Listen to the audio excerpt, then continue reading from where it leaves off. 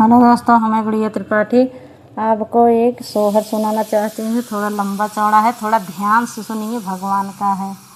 के कर रही है ऊंचा मंदिर पानवा के, छा जाना पानवा के, छा जाना हो बहिनी के करे गाड़ी गए माये नवा के, कांटा बेदाना भाई भारी बेदाना भाई भारी उहो राजा दशरथ के ऊंचा मंदिर पानवा के, छा जाना पानवा के, छा जाना हो बहिनी वो नाही के गाड़ी गे माये नवा के, कांटा बेदाना भाई भारी बेदाना भाई भारी उहो क्यों काढ़तई माये नवा के, कांटा बेदाना हारी लेतई बेदाना हारी लेताई हो वारे जमन मगन उहे मांगत तावन हवा देइत तावन हवा देती हो। मचिया ही बैठी है कैकेयी तो राजा से जा रज करे राजा से जा रज करे हो राजा कढ़बे माये नवा के, कांटा बेदान हारी लेबे बेदान हारी लेबाई हो।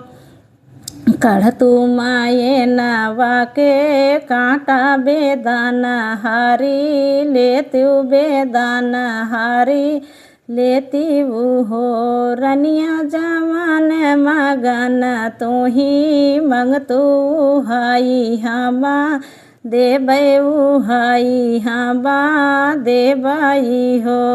काढ़ी माये नवा के कांटा बेदाना हारी लीही बेदाना हारी लीहिनी हो। राजा राम के तिलकिया भरत का चढ़ावो तो रामा बाना भेजऊँ तो रामा बाना भेजाऊँ हो। जवन रामाया खिया के पुतरी पाला किया ना भाजे पाला किया ना भाजाई हो रनिया तावन रामा जई है मधुबन का जिया बहामा कैसे जिया बहामा कैसे आई हो। इतनी बचन रामा सुने सुनहु नाही पाए सुनहु नाही पाए नी हो। बहिनी झापटी के चढ़ले जा टरिया तो माता से जा रज करे माता से जा रज करे हो। माई भारी मुख देती हुआ शीशे बाने का चला जाइत बाने का चला जाइती हो।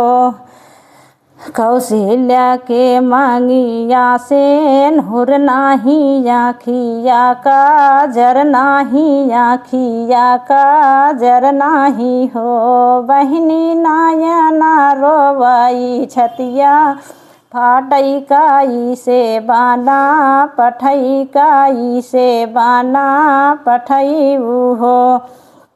हूँ सानी राबा ये सुमित्रा के माता भारी मुख देती बसी से बाने का चला जाइती हो। कौशल्या के मांगिया से नहुर नाही आखिया का जर नाही आखिया का जर नाही हो। बहिनी नायना रोवई छतिया फाटई काई से बाना पठई काई से बाना पठई हो। भवा हूँ सानी रामा ये सुमित्रा के माँ हल गए सुमित्रा के माँ हल गाये हो माता भारी मुख देत वासी से बाने का चला जाइत बाने का चला जाइती हो सुमित्रा के मागिया से नूर नाही आखिया का जर नाही आखिया का जर नाही हो बहिनी नयना रोवाई छतिया फाटे काई से बाना पठई काई से बाना पठई हो हवा हुशानी रामा आए कैकेयी के माँ हल गए कैकेयी के माँ हल गाये हो माता भारी मुख देती वासी से बाने का चला जाइत बाने का चला जाइती हो कौशल्या के मांगिया से नूर सो है जाखिया का जर सो है जाखिया का जर सो है हो बहिनी नयना रोवाई छतिया फूल से भले रामा बन गए भले रामा।